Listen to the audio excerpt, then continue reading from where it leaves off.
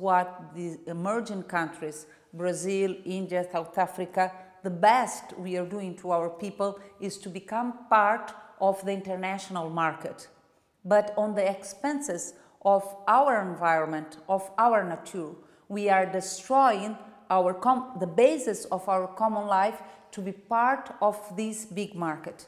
So what I hope is that we are able to think about new paradigms of life. That's why we've been talking about transition in terms of what is a good life that allow us in Brazil to have new connections with the Amazonian region, with the Cerrados, with our forest, in a way that we don't want to be one more in the select club of G8. It's not being G8 plus 1 plus 2 plus 3, but it's changing the whole world, and it's changing the whole way in which we think in a very productive, consumist way. So if we have and if we think in other ways of living, our ways of connecting ourselves, I hope Brazil will be something very new in a very new world. I think we need to build a transition process in which we are able to think of new sources of life.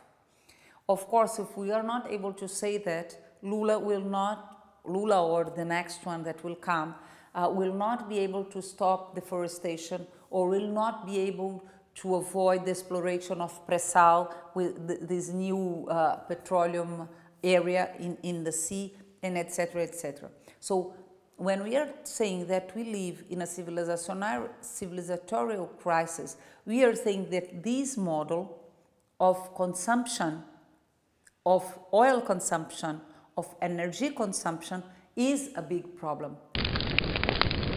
Since long time we've been believing in miracles. First was the tigers of the Asia, then Brazil is the new miracle. But this is not a miracle, it's just more of the same. If everybody depends on Brazil in terms of extracting and having our economy on the basis of extractivist basis, this will not really in deep change much.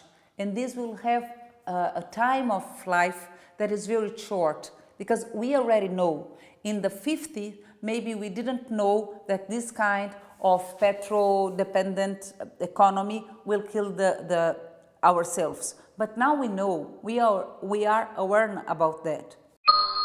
I hope, and I really do think that it's possible, because in Brazil we have a very strong civil society, we have a very strong process of democratization. Of course we are in the middle and it's a complex thing, but I really do hope, and we are working in that sense, that all those could become public questions and we could address them in a public understanding of how and what word do we want and which kind of Brazil does the world needs.